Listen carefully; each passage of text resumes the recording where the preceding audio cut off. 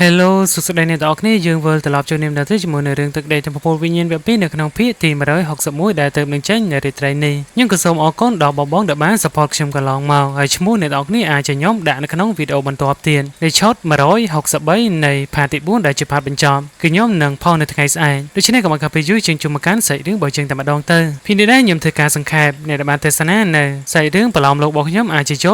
នេះច្បាស់ទិដ្ឋភាពចាប់ផ្ដើមនៅក្នុងព្រៃមួយកន្លែងនៅទីនោះគឺមាននៅ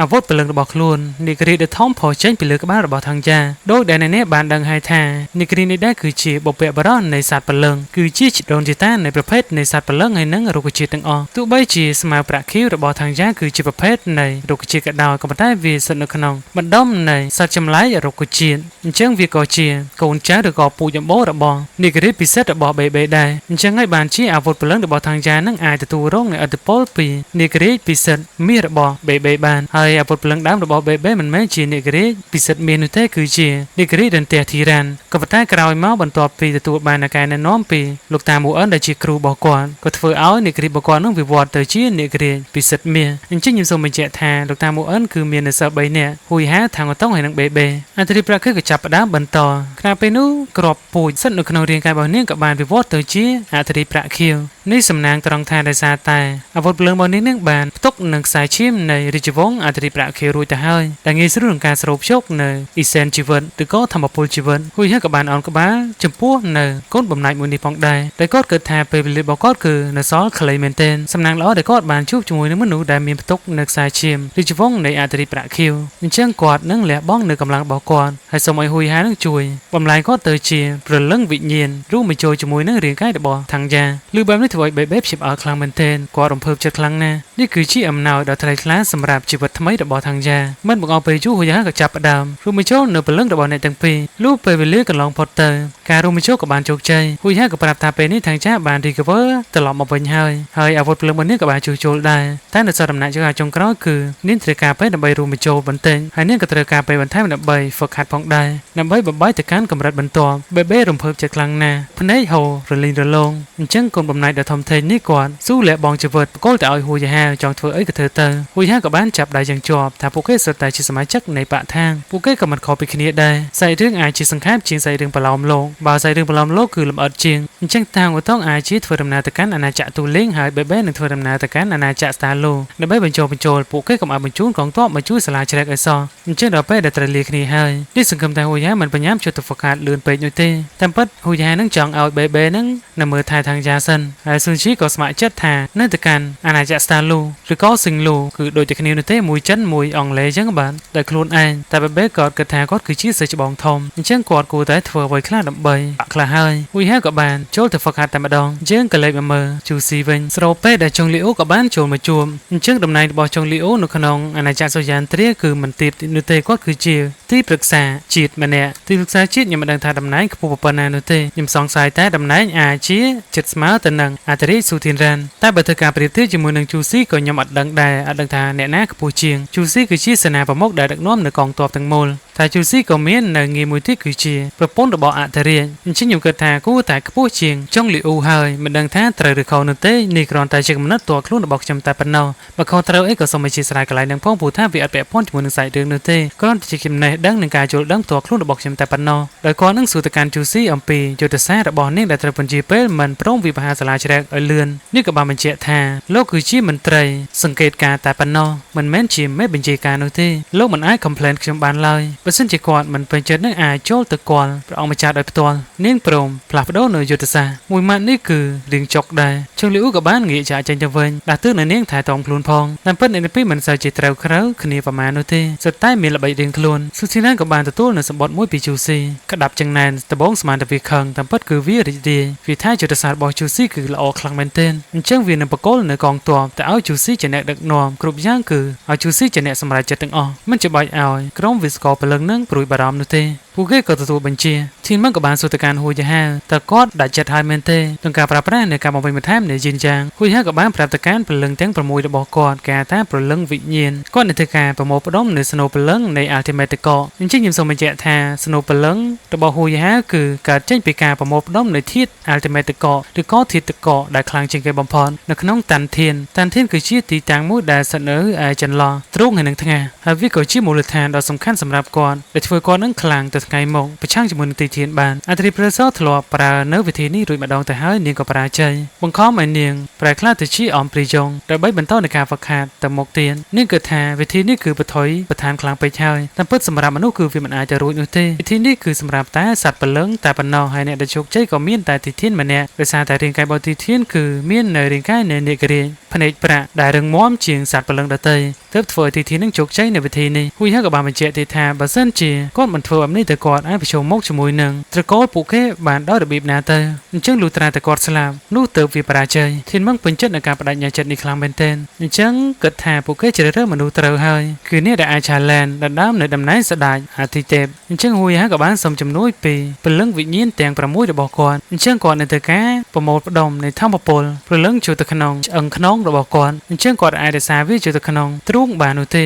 ព្រោះថាហួយហាត្រូវប្រមូលផ្ដុំនៅស្នូពលឹងជាលើកទី3នៅពេលក្រោយទៀតគឺចូលទៅក្នុងទ្រូងអញ្ចឹងពេលនេះគឺគាត់ត្រូវតែប្រមូលផ្ដុំវាចូលទៅក្នុងឆ្អឹងខ្នងនៅខាងក្រៅរបស់គាត់ដើម្បីបញ្ជូនទៅកាន់តាន់ធានដោយហួយហាឲ្យលីយ៉ារួមជាមួយនឹងធានមឹងជួយការពារនៅស្នូពលឹងជាលើកទី1របស់គាត់នៅក្នុងសមុទ្រនីគូក្បាលឬក៏ចំណុចថ្ងាសនឹងឯងហើយពលឹង4ផ្សេងទៀតទៅការពារនៅស្នូពលឹងជាលើកទី2ព្រោះថាអាស្នូពលឹងលើកទី2គឺវាខ្លាំងជាងទី1ទៅទៀតហួយហាក៏ចាប់ផ្ដើមក្នុងពេលនោះខណៈពេលនេះជាងក៏បានឃើញនៅក្រុងឆ្អឹងនៃសត្វនាគរាជមួយក្បាលក៏បានផុសចេញមកពីសមុទ្រនីគូក្បាលដល់ពេលនេះហួយហានឹងស្រូបទាញយកនៅធម្មពលចេញពីស្នូពលឹងជាលើកទី1គឺរក្សាតែធម្មពលពលឹងតែប៉ុណ្ណោះដើម្បីបង្កើតទៅជារូបរាងនៃស្នូពលឹងជាលើកទី2ហើយការទាញនៃធម្មពលនោះគឺវាខ្លាំងណាស់ចំណែកអ្នកទាំង4ក៏បានឡោមព័ទ្ធនៅស្នូពលឹងជាលើកទី2ត្រូវបង្ខាំងនៅធម្មពលរបស់វាកុំឲ្យមានបំរែបំរួលខ្លាំងពេកពិសេសគឺកុំឲ្យវាផ្ទុះឡើងតែហ៊ានតែផ្ទុះ3ដកកាត់ផ្ដាច់ពីស្នូពលឹងលើកទី1ក៏ហួយហានឹងត្រូវស្លាប់ទីមឹងប្រាប់ថាស្នូពលឹង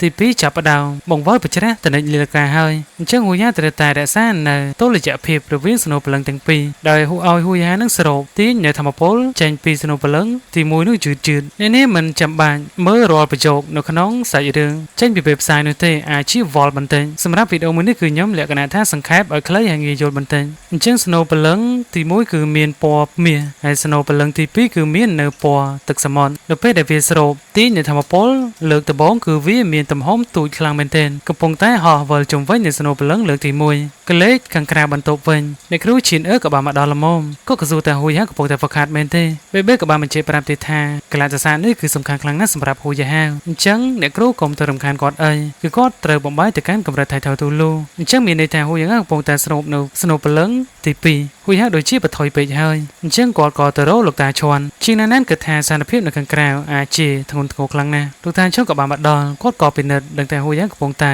ប្រើប្រាស់នៃការបំពេញបន្ថែមនៃយិនយ៉ាងអញ្ចឹងហួយហាបានសម្រេចចិត្តប្រើប្រាស់នៅផ្លូវមួយនេះហើយអញ្ចឹងពួកគេមិនអាចចូលទៅរៀបរៀងបានទេអ្នកគ្រូឈៀនអឺបារម្ភអំពីសារភាពនៅខាងក្រៅខ្លាំងមែនទែនដោយសារតែសត្រូវកំពុងតែគម្រាមកំហែងកាន់តែធ្ងន់ធ្ងរឡើងអញ្ចឹងគាត់នឹងនៅការពារហួយហាដោយផ្ទាល់ហើយអ្នកគ្រូឈៀនអឺនឹងទៅដោះស្រាយនៅបញ្ហានៅខាងក្រៅជាមុនសិនទៅនាងក៏បានយល់ព្រមតកកយ៉ាងខ្លាំងក៏បានផ្ទុះឡើងធ្វើឲ្យទ្វារនោះចាប់ផ្ដើមកករងនឹងការរំជួយកលេចនៅខាងក្នុងវិញវាបង្កើតទៅជាព្យុះធម្មពលយ៉ាងខ្លាំងសម្បើមវាចាប់ផ្ដើមប្រេះបែកហើយរាងកាយរបស់ហួយហាក៏បានលេចចេញនៅសញ្ញាបន្តិចរូបភាពមួយទីហួយហាកំពុងតែរត់គេចអំពីតកកដ៏ខ្លាំងក្លាហ ហើយរូបភាពដែលហួយហៅកំពុងតែរត់គេចនោះគឺមានន័យថាស្នូបលឹងទី2បកកនឹងកំពុងតែវិភាគទៅលើហួយហៅលីយ៉ានិងធីនម៉ងពិបាកគ្រប់គ្រងខ្លាំងមែនទែនសមត្ថនៃគូក្បាលក៏ចាប់ផ្ដើមរគូរង្គើលំហដ៏ធំក៏បានប្រេះបែកឡើងចំណែកស្នូលពលឹងទី2កម្លាំងរបស់វាកំពុងតែកើនឡើងយ៉ាងកំហុកដូចជាទឹកបាក់ទំនប់អញ្ចឹងរាងកាយរបស់ហួយហៅក៏ចាប់ផ្ដើមលេចនូវសញ្ញាប្រេះបែកកាន់តែធំទៅចឹងណាក៏ដោយគាត់ទៅតែទ្រាំទ្រយបានចិត្តដាច់ខាតពលឹងទាំង6ក៏បានជួយសហការផងដែរ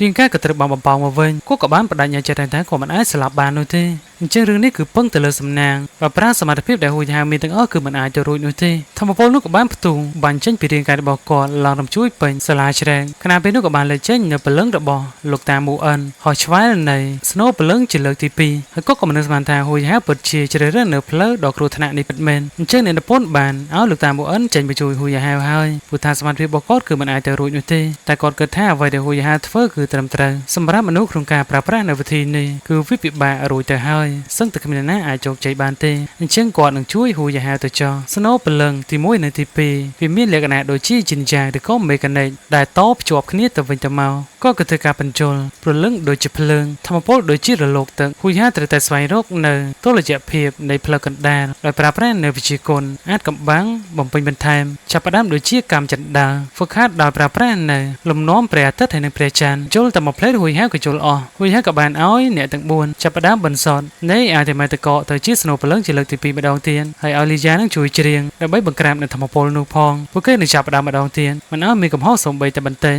ធីនម៉ងនិងលីយ៉ាព្យាយាមគ្រប់គ្រងនៅស្នូពលឹងជាលើកទី1ចំណែកអ្នកទាំង4គ្រប់គ្រងនៅស្នូពលឹងជាលើកទី2គឺពណ៌ទឹកសមុទ្រហួយហៅក៏រក្សានៅស្ថិរភាពរបស់វាបានទៅជោគជ័យក៏ប៉ុន្តែមិនទាន់បញ្ចប់ទាំងស្រុងនោះទេតាមពេលនោះក៏បានលើសំឡេងរបស់លោកតាមូអិនគាត់គិតទៀតថាហួយហៅពេលនេះគឺកាន់តែរីកចម្រើនហើយតើក្រោមសម្ពាធដ៏ធ្ងន់ធ្ងរមួយនេះដើម្បីបញ្ចប់វាមិនឲ្យមានកំហុសសូម្បីតែបន្តិចលោកតាមូអិនបានអង្គុយនៅក្រោមដើមឈើមាសនោះគឺជាពលឹងដែលនៅសេសសល់របស់គាត់ហើយគាត់ក៏ទៅតែដឹងថាហួយហៅនឹងបានទទួលនៅធម្មពលចេញពីក្របថ្នាំតាន់ធានឬក៏ក្របថ្នាំនេះអញ្ចឹងហើយបានជាហួយហៅនឹងអាចឈានមកដល់ចំណុចនេះបានគាត់គិតថាធ្វើការរៀបរាប់តាក់ទងទៅនឹងប្រវត្តិរបស់គាត់នៅពេលដែលគាត់ស្វែងរកនៅក្របថ្នាំនេះនោះហើយក៏ជាឆ្នាំដំបូងរបស់គាត់ផងដែរនៅក្នុងរូនបុរាណនោះដែរគឺមាននៅគ្រោងឆ្អឹងនៃសាកសពនេះដ៏ធំមួយក្បាលដែលងាប់នោះនៅទីនោះគាត់ទៅមកបន្តិចនោះក៏បានជួបជាមួយនឹងពលឹងនេះដែលនៅសេសសល់វាក៏បានហាមាត់ចង្ធំដើម្បីលេបតបាក់គាត់វត្តមួយកន្ទុយបំពងទៅខាងក្រោមវិញការប្រឈមមុខនៃពលឹងនេះទាំងពីរក៏បានចាប់ផ្ដើមក្នុងពេលនោះដោយលោកតាមូអិនលើកនៅក្តាប់ដៃវាយចេញទៅមួយទំហឹងបញ្ជានៅនាគមាសរបស់ខ្លួនខ្វាច់មួយកញ្ញាមបំផ្លាញនៅរាងកាយតែវាមិនទាន់ស្លាប់នៅឡើយនោះទ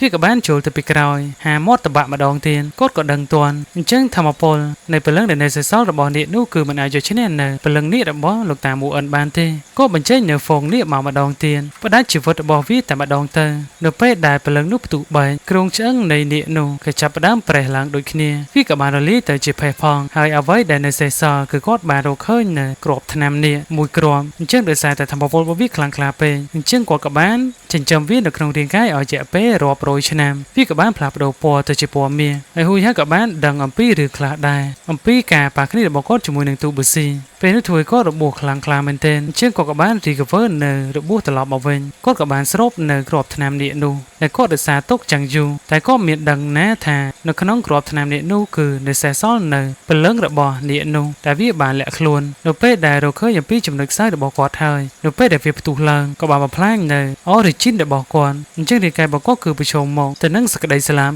់ហួយហៅភ្ញាក់ផ្អើលខ្លាំងមែនទែនអញ្ចឹងដោយសារតែការជឿទុកចិត្តគាត់ក៏បានបកគលនៅក្របថ្នាំនាគនេះតែឲ្យឡុងស៊ីយ៉ាដើម្បីបកគលឲ្យហួយហៅពេលនេះគឺគាត់សូមឲ្យឡុងស៊ីយ៉ាជួយគាត់តែតាមពិតទៅឡុងស៊ីយ៉ាមិនមែនជាសូលម៉ាស្ទ័របិសាចនោះទេគាត់គឺជាមនុស្សដែលគួរឲ្យអាណិតម្នាក់ដែលគាត់ជាប់អន្ទាក់នៅក្នុងស្នេហាមិនអាចជួយសំបីតែខ្លួនឯងនេះបានគេថាស្នេហាធ្វើឲ្យមនុស្សខ្វាក់ភ្នែកបើគាត់ចាំមិនខុសនៅពេលដែលហួយហៅជួបជាមួយនឹងឡុងស៊ីយ៉ាចុងក្រោយនោះគឺគាត់បានវាយហួយហៅនឹងឡើងប៊ីសងាប់នេះប៊ីសងាប់អីសារភាពពេលហ្នឹងមិនមនុស្សធម្មតាងាប់បាត់ទៅហើយការធ្វើនេះគឺដើម្បីឲ្យរាងកាយរបស់ហួយហៅគឺទទេស្អាតហើយនឹងធ្វើឲ្យក្របថ្នាំនោះវាមានឥទ្ធិពលពេលនោះគឺមិនអាចរួមបញ្ចូលជាមួយនឹងធម្មពលពលឹងរបស់ហួយហៅបាននោះទេតែវាបានរួមបញ្ចូលជាមួយនឹងខ្សែឈាមរបស់គាត់ហួយហៅនឹងតបស្នងវិញអញ្ចឹងនៅសល់មួយជំហានចុងក្រោយទៀតគាត់នឹងជួយហួយហៅតែម្ដងលើកដៃប៉ះក្បាលគាត់បន្តិចស្នូពលឹងជាលើកទី2កាត់ចាប់ផ្ដើមវិលកាន់តែញ័រទំហំមកវាគឺប៉ុនគ្នាហើយនេះបញ្ជាក់ថាហួយហៅគឺចិត្តជោគជ័យហើយ ក៏លេបកានបឹងនៅឯព្រៃសាឌូវិញពេលនោះទីធៀងក៏បានងើបចេញពីបឹងមកភ្លាមគាត់មានអារម្មណ៍ថាមិនសូវស្រួលហើយដូចគាត់បាត់នៅដង្ហើមរបស់ហួយហាវគាត់គិតថាហួយហាវអាចជាស្លាប់ឬក៏មានហេតុផលមួយទៀតហួយហាវអាចដកសការបញ្ច្រាស់នោះចេញបានគាត់ក៏បានក៏លេចទៅកាន់ទីក្រុងជ្រែកគាត់ក៏បានបើកនៅលំហមួយពោះទៅរកសាលាជ្រែកដោយផ្ទាល់បើសិនជាចង់ទស្សនានៅឈុតបន្តទៀតអាចចូលមើលនៅក្នុង channel របស់ខ្ញុំទៅគឺខ្ញុំធ្វើជារៀងរាល់ថ្ងៃតែត្រូវការលើកទឹកចិត្តពីអ្នកទាំងអស់គ្នាផងដែរ